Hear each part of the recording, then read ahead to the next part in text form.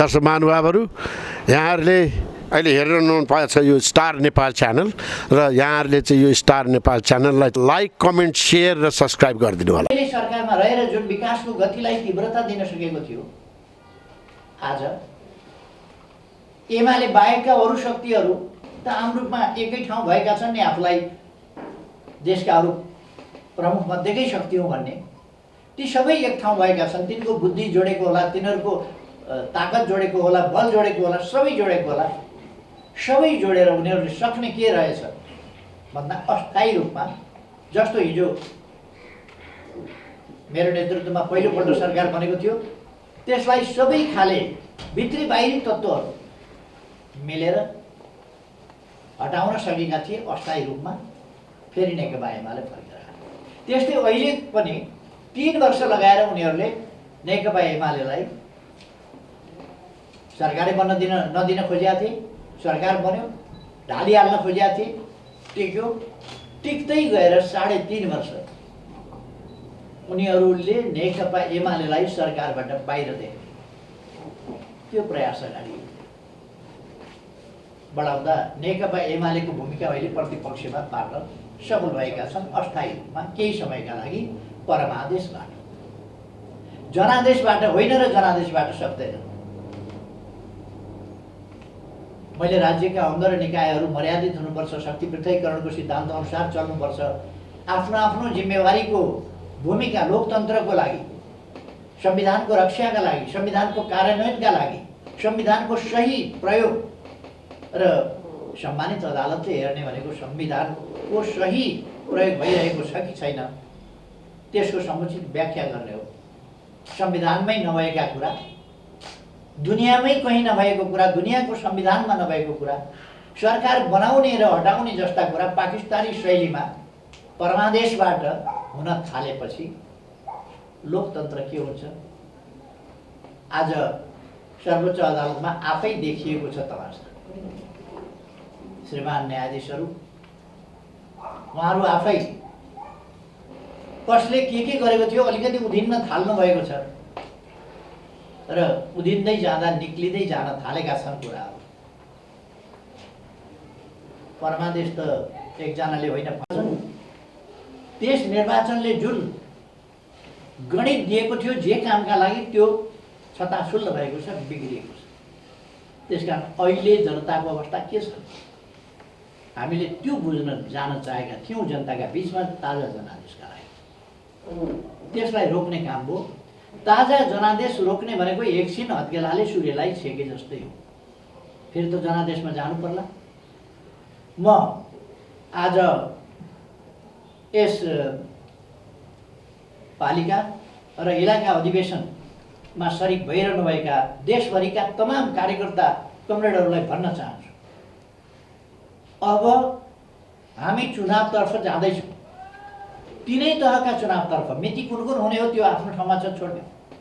जहिले होला चुनाव, हामी चुनावतर्फ जाँदैछौँ र चुनावमा हामीले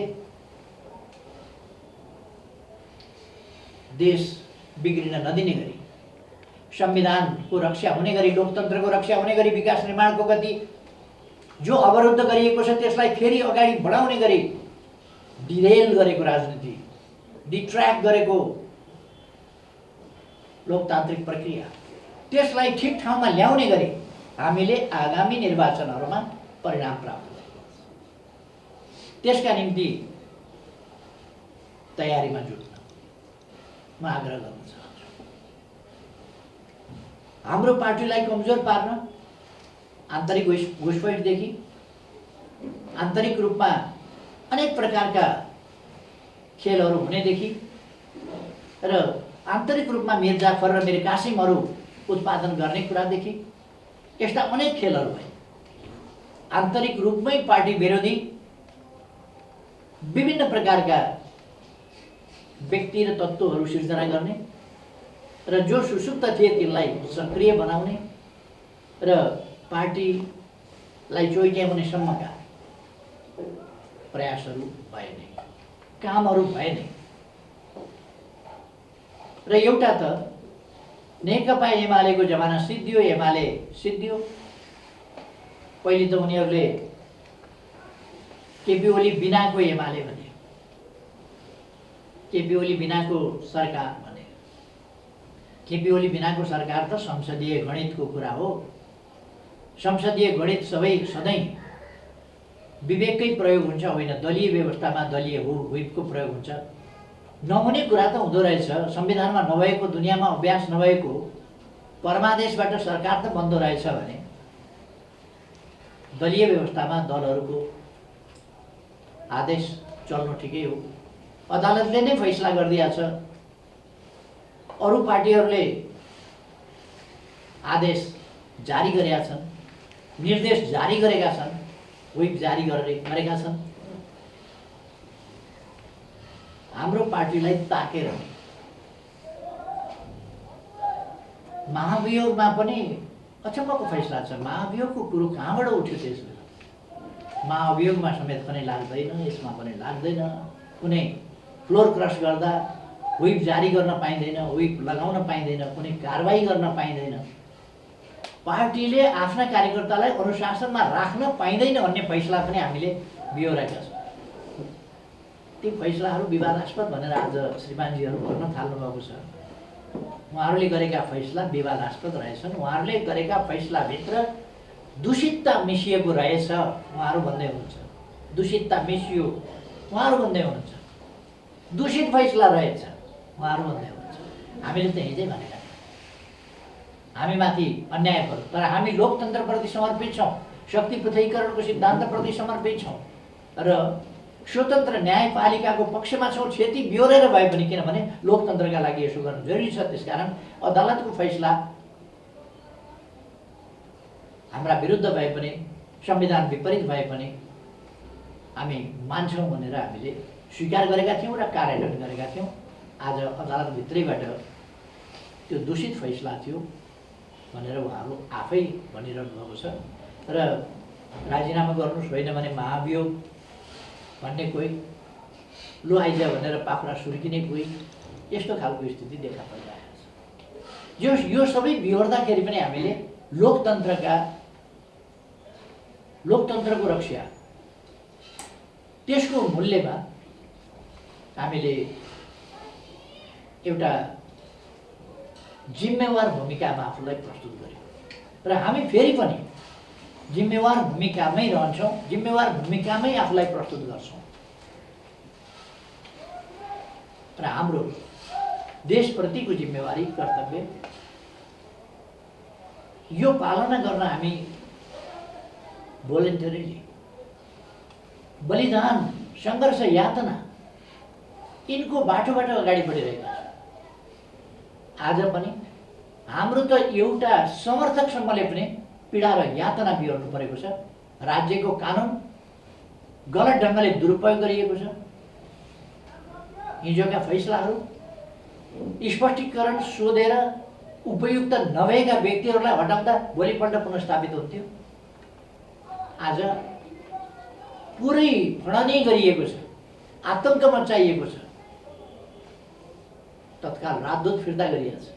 केही काम गर्न नसक्ने राजदूत फिर्ता गर्न सक्ने, केही काम गर्न नसक्ने आफ्ना मान्छे भर्ती गर्न सक्ने, जनताका काम गर्न नसक्ने, विकासका काम गर्न नसक्ने, एकैचोटि 1400 बाटाहरू बनाउन सक्दिनँ भनेर ह्यान्डसअप गरेर कट्टा गर्ने, ती आयोजनाहरू रद्द गर्ने भने कर्मचारी आतङ्क, सरुवा आतङ्क, धाक धक्कु, बढुवा गर्दिनँ, यो गर्दिनँ आदि कुरा यी त चालु छन्। यस्तो अवस्थामा यो सबै कुरालाई ठिक ठाउँमा ल्याउनु पर्ने अभिभार हाम्रो पार्टीको काममा छ, जसका आधारभूत तहमा अस्ति 6 गते अधिवेशन भए, आज फेरि 9 गते अधिवेशन भइरहेको छ। अस्तिको तहभन्दा अलिकति माथि पालिका तह र इलाका तह। यी इलाका तहहरूले, यी अधिवेशनहरूले आगामी दिनका लागि हाम्रो गन्तव्य त सदस्य समृद्ध नेपाल, सुखी नेपाल, हामी यो गन्तव्यबाट पछि हट्दैनौँ र यसलाई साकार पार्ने हाम्रो अठोट अभियानबाट पनि पछि हट्दैनौँ। सँगसँगै यस अभियानलाई सफल पार्न स्थानीय तहदेखि नै, स्थानीय तहका हाम्रा कमिटीहरूदेखि नै आफ्ना ठाउँका योजना, आफ्ना ठाउँका कार्यक्रम, आफ्ना ठाउँका नीतिहरू कसरी अगाडि बढाउने, हाम्रा सम्पूर्ण पार्टी कमिटीहरू, जनवर्गीय पेशागत सामुदायिक सङ्गठनहरू यिनीहरूलाई कसरी परिचालित गर्ने, यिनको योजनाबद्ध काम गर्न जरुरी छ र हाम्रा सबै कमरेडहरूलाई म भन्न चाहन्छु यो योजनाबद्ध काम हामीले गर्नुपर्छ। अरू कुनै पार्टीले समृद्ध नेपाल सुखी नेपाली भनेको कुनै नेताले एमाले बाहेक अरू कसैले नेपाली जनता सुखी हुनुपर्छ, नेपाली जनता समृद्ध हुनुपर्छ, सम्पन्न हुनुपर्दछ, नेपाली जनताले सुविधा पाउनुपर्दछ र समृद्ध नेपाल सुखी नेपाली हुनुपर्दछ, कुनै पार्टी कुनै नेताले बोलेको सुन्नुभएको छ साथीहरूले? कोही बोल्दैन, किनभने कसैलाई त्यो गर्नु नै छैन। आफ्ना मान्छे नियुक्त गर्न सरकारमा गएका छन्, के को समृद्ध नेपाल, के को सुखी नेपाल। त्यसकारण यो काम हाम्रो पार्टीले मात्रै गर्न सक्छ। गर्नै नसक्ने कुरा भएको हुनाले अरूले त्यति भन्दा पनि भन्दैन, त्यसमा रुचि पनि राख्दैन, किन उनीहरूका लागि त्यो सम्भव पनि छैन, त्यो आकाशको फल जस्तो हो उनीहरूका लागि। त्यसकारण हाम्रो पार्टी यी अभिभावकहरू भएको हुनाले हाम्रा अगाडि चुनौतीहरू छन्। ती प्रणालीको सन्दर्भमा, राज्य प्रणालीका आन्तरिक प्रक्रियागत प्रश्नहरूको सन्दर्भमा, त्यसमा सक्रिय हुने राज्यका अङ्ग र निकायहरूको सन्दर्भमा अथवा त्यसका एक्टर, त्यसका खेलाडी, राजनीतिक दलहरूको सन्दर्भमा मैले अलिकति चर्चा गरेँ। अब सँगसँगै हामीले यी एक्टरहरू, यी पक्षहरू सँगै सामाजिक जागरणको कुरा यो समेत गर्न हामीले हाम्रो पार्टीलाई नमुना लोकतान्त्रिक पार्टीको रूपमा, आन्तरिक लोकतन्त्र भरपुर भएको पार्टीको रूपमा अगाडि बढाउनुपर्छ। आन्तरिक लोकतन्त्र भनेको यो भ्रम राख्नु हुँदैन हामीले कि नचाहिने बहस गर्नु, आन्तरिक कुराहरूलाई बाहिर लगेर छताछुल्ल पार्नु, पार्टीको प्रभाव, प्रतिष्ठा, मर्यादालाई गिराउने गरी अभिव्यक्ति दिनु, आफ्ना स्वार्थलाई, संकीर्ण स्वार्थलाई केन्द्र भागमा राखेर पार्टीको महत्त्व, पार्टीको गरिमा र पार्टीको प्रतिष्ठामाथि आघात पुग्ने गरी निरर्थक कुराहरू बाहिर सम्प्रेषण गर्नु, यो लोकतन्त्र होइन, यो अराजकता हो। त्यस्तो कुरा गरिनु भनेको अराजकता हुन्छ, त्यो अनुशासनहीनता हुन्छ। मैले विश्वास लिएको छु आन्तरिक रूपमा हाम्रा कमरेडहरूले लोकतान्त्रिक अभ्यास पूर्ण रूपमा गर्नुहुनेछ र आन्तरिक रूपमा लोकतन्त्रको अभ्यास पूर्ण रूपमा गर्ने, तर पार्टीको प्रतिष्ठामा हमला हुने गरी, आँच पुग्ने गरी अनावश्यक, अनुचित र झुटा कुराहरू बाहिरतिर सम्प्रेषण गरेर जग हसाइका कामहरू गर्न हुँदैन। हाम्रो पार्टीमा निकै लामो समयदेखि अनुशासनहीन अराजक तत्त्वहरू सक्रिय रहे र पार्टीका आन्तरिक भन्ने कुरा केही पनि रहेनन्। आन्तरिक लोकतन्त्रभन्दा बाहिर छाडातन्त्र, छारष्ट तन्त्र, त्यो चाहिँ केही व्यक्तिहरूले लगातार गरेर पार्टीको प्रभाव प्रतिष्ठा घटाउन, सरकारले गरेका काम उज्यालमा पार्न, सरकारले गरेका कामलाई जनताका बिचमा पुग्न नदिन, यस्ता खालका प्रयासहरू भए र हामी के गरिरहेका छौँ र के गर्न चाहिरहेका छौँ भन्ने कुरा पनि समुचित ढङ्गले जान नदिने प्रयासहरू भए। अहिले अनुशासनहीन अराजक तत्त्वहरू बाहिर गएपछि पार्टीमा एउटा नयाँ परिस्थिति आएको छ, अनुकूल परिस्थिति बनेको छ र एउटा स्तरीय लोकतान्त्रिक अभ्यासको परिस्थिति बनेको छ। म साथीहरूलाई आन्तरिक लोकतन्त्रको भरपुर उपयोग गर्न र त्यसको विकृत रूपतर्फ अथवा लोकतन्त्रका नाममा अराजकता, अनुशासनहीनता, गैर जिम्मेवार प्रवृत्ति जस्ता कुराहरू हुनु हुँदैन भन्ने कुराप्रति म सजग गराउन चाहन्छु। कसैले त्यस्तो गर्छ भने त्यस कुरोलाई सबै साथीहरूले त्यस्ता कुरालाई आलोचना गर्नुपर्छ र पार्टीका लागि त्यस्ता कुराहरू सह्य नहुने कुरा पनि म साथीहरूलाई भन्न चाहन्छु। हाम्रो पार्टी आन्तरिक जीवनमा पूर्ण रूपमा लोकतान्त्रिक अभ्यास गर्दछ। हामी प्रतिस्पर्धामा विश्वास गर्छौँ। आन्तरिक रूपमा पनि प्रतिस्पर्धा हुन सक्छ, प्रतिस्पर्धा होस्, सुस्थ प्रतिस्पर्धा होस्, तर हरेक ठाउँमा प्रतिस्पर्धा नै गर्नुपर्छ। हाम्रो प्रतिस्पर्धा चुनाव बाक्सा थाप्ने बाहेक मूल्याङ्कनको परिपाटी नै हुँदैन अथवा सही मूल्याङ्कन हामी गर्न सक्दैनौँ, समझदारी राख्न सक्दैनौँ। एउटा साथीको नेतृत्वमा एउटा टिमको नेतृत्वमा कमिटी, यी कुराहरू मूल्याङ्कनको आधारमा गर्न सक्दैनौँ, समझदारीपूर्ण ढङ्गले सहमतिका साथ गर्न सक्दैनौँ भन्ने होइन र समझदारी सहमतिका साथ अगाडि बढ्ने कुरा वास्तवमा लोकतन्त्रको उन्नत स्तरको अभ्यास हो। त्यसकारण यति बेला देशको माग चाहिँ के छ? हाम्रो बिचमा उन्नत स्तरको समझदारी होस्, हाम्रो बिचमा एकता होस्, त्यो एकता जनताले देख्न पाऊँ र जनता खुसी होस्। जनतामा एमाले एकताबद्ध भएर अगाडि बढेको छ, हाम्रा समस्या हाम्रा मागहरूलाई पुरा गर्नका लागि भन्ने जनताले अनुभूत गर्न सकोस्, त्यो अहिलेको समयको माग हो। यति बेला देशको माग। हाम्रा विरोधीहरू, हाम्रो महाधिवेशन हुन्छ, 6345 प्रतिनिधिहरू एक ठाउँ जम्मा हुन्छन्, अत्यन्त समझदारीपूर्ण ढङ्गले सर्वसम्म ढङ्गले भव्यताका साथ महाधिवेशन सम्पन्न हुन्छ। व्यवस्थापनमा कहीँ खोट लगाउने ठाउँ छैन, कुनै खोट लगाउने ठाउँ छैन। त्यस्तो भएपछि किन विवाद भएन भनेर कराउँछ? किन एमालेमा विवाद भएन होला? किन त्यहाँ झै झगडा भएन होला आदि उनीहरूको चिन्ता त्यसमा हुन्छ। नेकपा एमालेभित्र विवाद झै झगडा चाहन्छन् र जो हाम्रा विपक्षीले चाहन्छन् त्यही कुरा हामीले गरिदिनु पर्ने कुनै आवश्यकता छैन र गर्नु हुँदैन। त्यसकारण म साथीहरूलाई आग्रह गर्न चाहन्छु, हामी जनताले खोजेको, जनताले चाहेको अनुसार चल्छौँ। समयको माग, देशको आवश्यकता, आन्दोलनको आवश्यकता अनुसार चल्छौँ, विरोधीको चाहना अनुसार चल्दैन। विरोधीका चाहनाहरूलाई हामी चिसो पानी खनाइदिन्छौँ। विरोधीका चाहनाहरू ती फस्टाउन सक्दैन। जनताका चाहनाहरू नै एमाले बोकेर हिँड्छ र जनताका चाहनाहरूलाई नै सफल बनाउँछ। तसर्थ यति बेला जनताले मन पराउने कुरा गर्ने, जनताका चाहना पुरा गर्ने, जनताले जस्तो चाहेको छ त्यसअनुसार जनताको इच्छा अनुसार सञ्चालन गर्ने, यस्ता कुराहरूतर्फ ध्यान दिएर हाम्रो पार्टीलाई सफल पार्टीमा परिणत गर्ने खास आधारभूत तहका नै भनौँ कमिटीहरूको यसरी अधिवेशन भइरहेको छ। म फेरि एकपल्ट शुभकामना भन्न चाहन्छु र मैले बाढी पहिरोको सम्बन्धमा भएको क्षतिको सम्बन्धमा अस्ति पनि बोलिसकेको छु, पार्टीले पनि बोलिसकेको छ र हाम्रो पार्टी कार्यकर्ता पङ्क्ति जसरी यसमा उद्धारका काममा, राहतका काममा जुटेको छ, मैले धन्यवाद भनिसकेको छु। फेरि पनि धन्यवाद भन्छु।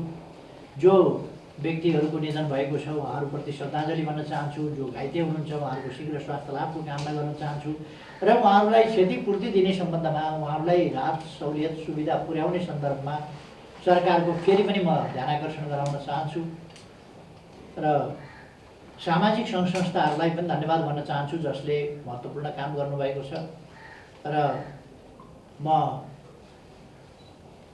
यस्ता विपत्तिका बेलाहरूमा सदैव जनताको सेवामा तत्पर रहनका लागि पनि म आग्रह गर्न चाहन्छु हाम्रा सबै कमरेडहरूलाई, सबै साथीहरूलाई। हामी जनताका निम्ति काम गर्न सङ्गठित भएका, देशका निम्ति काम गर्न सङ्गठित भएका, त्यही भावनाका साथ हामी अगाडि बढ्नेछौँ। तपाईँहरूमा फेरि एकपल्ट धेरै धेरै अग्रिम बधाई, शुभकामना भन्न चाहन्छु। सबैमा शुभ रहोस्। धन्यवाद चाहन्छु। 753 पालिका र इलाकाको अधिवेशनमा संलग्न रहनुभएका देशभरिका पार्टीका नेता, कार्यकर्ता, सदस्य र शुभेच्छुकहरूमा फेरि एकपटक अभिवादन व्यक्त गर्ने अनुमति चाहन्छु। सबैतिरको अधिवेशन भव्यता साथ सफल होस्, शुभकामना व्यक्त गर्दछु। अघि नै अध्यक्षज्यूले सङ्केत गरिसक्नु भएको छ, आज देशभरिको इलाका, पालिका, उपमहानगरपालिका र महानगरपालिका गरी 51, 75, 85, 101 कम्तीमा त्यति सङ्ख्या रहने गरी कमिटी बन्दी भएकोले आज कम्तीमा देशभरिबाट 50,000 भन्दा बढी साथीहरू विभिन्न कमिटीमा निर्वाचित हुनुहुनेछ।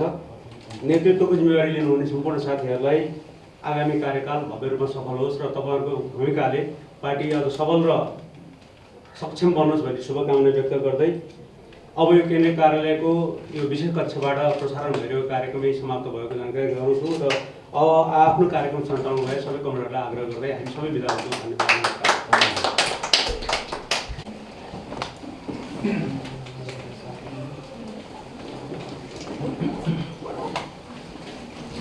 नमस्ते, म सराना श्रेष्ठ र मेरो यहाँ बुवा हुनुहुन्छ अति नै प्रिय मदन कृष्ण श्रेष्ठ र अहिले तपाईँ हेर्दै हुनुहुन्छ स्टार नेपाल।